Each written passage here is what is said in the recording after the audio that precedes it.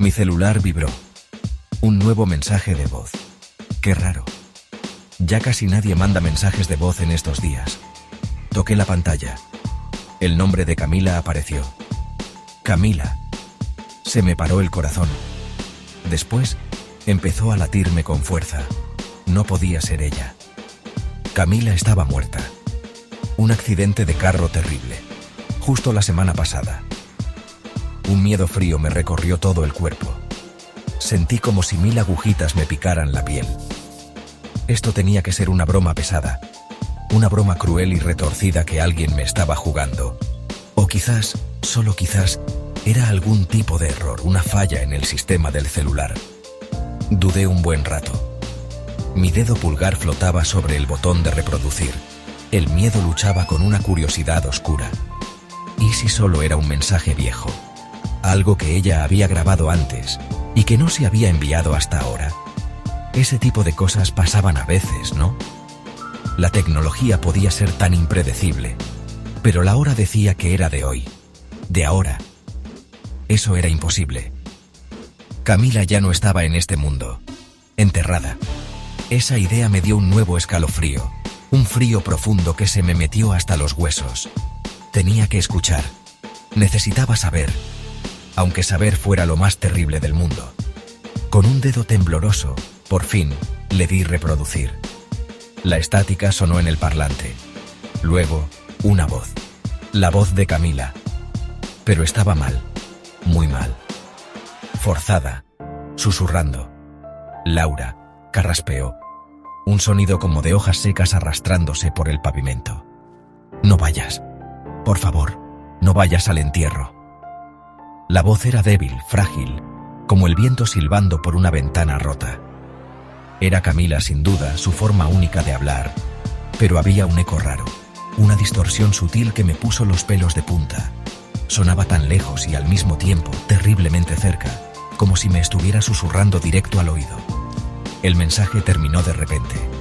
El silencio volvió a llenar el cuarto. Un silencio pesado, sofocante, que me oprimía. Miré mi celular, con la mano quieta. Se me cortó la respiración, atrapada. Era imposible, absolutamente, totalmente imposible. Pero lo había escuchado. La advertencia de Camila. Una advertencia desde más allá del velo silencioso de la tumba. ¿Qué podía significar? ¿No ir a su propio entierro? ¿Por qué diría eso? Mi mente daba vueltas. Un remolino mareador de confusión y terror puro, sin mezcla. El mundo a mi alrededor parecía inclinarse. Las líneas familiares de mi pequeña sala temblaban inestables ante mis ojos. El aire en mi apartamento se sentía espeso, pesado, como si una tormenta silenciosa se estuviera formando ahí mismo, entre esas 4 paredes. La voz sin cuerpo de Camila retumbaba sin parar en mi mente. Un disco rayado, tocando una canción de puro miedo. No vayas. Esas 2 palabras formaban un círculo helado e inevitable. ¿Por qué diría eso? ¿Qué podría pasar en su propio entierro, un lugar de duelo y despedidas finales? No tenía ninguna lógica, pero el terror puro en su voz había sido real, sin duda.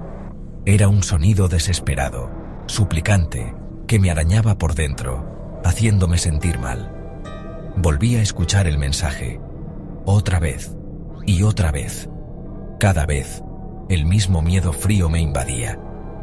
Pensé en llamar a alguien. A mi mamá quizás, o incluso a la policía. ¿Pero qué les iba a decir? Que mi amiga muerta, Camila, me acababa de mandar una nota de voz desde el más allá.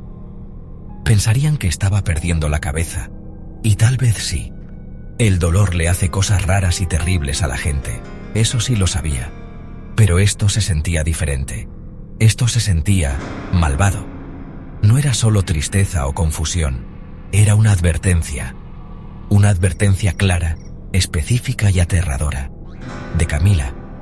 Desde algún lugar desde donde no debería poder hablar. Me temblaban tanto las manos que casi no podía sostener el celular firme. A pesar del miedo helado que me apretaba el corazón, una parte terca de mí se sentía obligada a ir. Camila era mi mejor amiga. Había sido como una hermana para mí, en todo lo que de verdad importaba.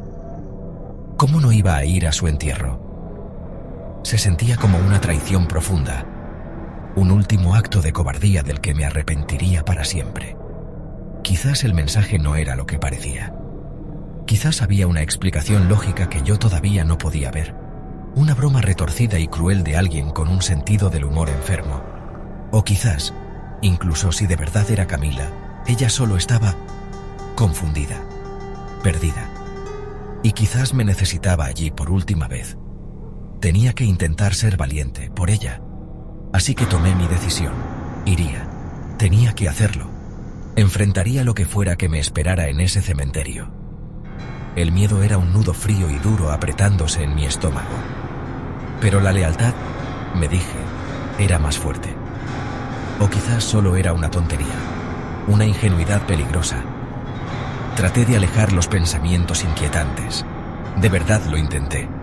Me vestí, ropa negra, triste. La tela se sentía como un disfraz para una obra trágica de la que no quería ser parte. Cada paso que daba hacia la puerta de entrada se sentía pesado, cargado, como si estuviera caminando a propósito hacia el corazón de una pesadilla despierta. El cementerio estaba en silencio, demasiado silencio. Un viento frío y triste movía las hojas secas en los árboles esqueléticos. Las lápidas grises parecían guardianes silenciosos y olvidados, cuidando a los muertos. Un grupo pequeño y triste se había reunido alrededor de la tumba recién cavada de Camila. Su familia, con la tristeza dibujada en sus caras. Nuestros amigos en común, con los ojos rojos e hinchados. Me sentí como una intrusa entre ellos, la guardiana de un secreto terrible y profano. Mi celular vibró fuerte en el bolsillo de mi abrigo. Otro mensaje. Se me heló la sangre al instante. Supe con una certeza que me revolvió el estómago, incluso antes de mirar de quién era. Mis dedos torpes buscaron el aparato hasta sacarlo. El nombre de Camila otra vez, mirándome desde la pantalla. Esta vez, el botoncito de reproducir parecía palpitar con una luz débil y malvada. Con una mano que temblaba sin control, lo presioné. Su voz salió con fuerza del parlante. Esta vez no era un susurro. Era un grito. Un chillido puro, aterrado, de esos que hielan la sangre. Laura, no soy yo. No los dejes. No es. El mensaje se cortó de repente. La estática sonó fuerte. Luego, un silencio horrible, con eco. El corazón me dio un brinco violento hasta la garganta. ¿No soy yo? ¿Qué podía significar eso? ¿Quién no era ella? El cura estaba hablando.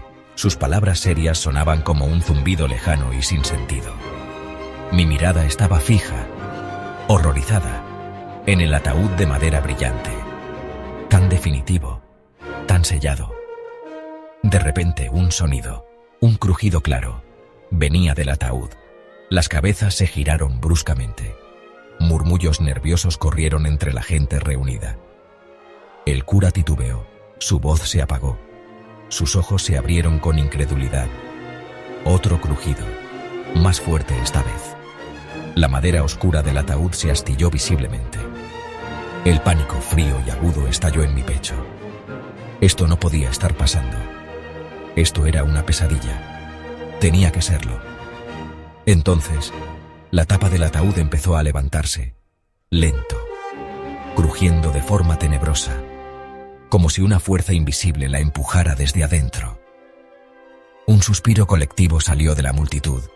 La gente empezó a retroceder, con las caras pálidas de sorpresa y terror creciente. Entonces, se abrió de golpe, con un golpe violento y resonante. Por un momento pareció vacío. Pero no estaba vacío. Algo estaba allí. Una sombra, una presencia helada, fría, antigua, malvada. Se arremolinó como humo oscuro, subió desde el fondo del ataúd y luego, con una velocidad aterradora, se lanzó, directo hacia mí. Intenté gritar, abrí la boca, pero no salió ningún sonido. Una fuerza helada e irresistible me golpeó, sacándome el aire de los pulmones. Sentí un frío helado meterse en mi alma, en lo más profundo de mi ser. Estaba dentro de mí, mirando a través de mis ojos. Podía sentirlo, una alegría oscura, terrible. No mi alegría, su alegría. Estaba parada allí, junto a la tumba abierta. Pero no era yo de verdad la que estaba parada allí. Ya no. El mundo se veía diferente, más nítido, más frío, teñido con una extraña luz nueva. El dolor puro en las caras de la gente, su sorpresa y miedo, parecían divertidos. Una sonrisa extraña y pequeña tocó mis labios. Una sonrisa que no me pertenecía, que se sentía ajena en mi propia cara. Podía sentir mi propia conciencia, mi verdadero yo, atrapada, una pasajera aterrada y silenciosa en mi propio cuerpo, gritando sin sonido al vacío. Pero nadie podía oírme. Esta cosa, esta sombra antigua, tenía el control ahora. Movía mis brazos y piernas. Hablaba con mi voz. ¿Estás bien, Laura?, preguntó alguien, con la voz llena de preocupación y confusión. Oí responder a mi boca. Mi voz, sí, pero no mis palabras. Mejor que nunca, dijo. El tono era ligero, casi juguetón, horriblemente fuera de lugar. Un contraste tan grande con el horror absoluto que todos acababan de presenciar. La cosa dentro de mí, este parásito oscuro, parecía disfrutar su confusión.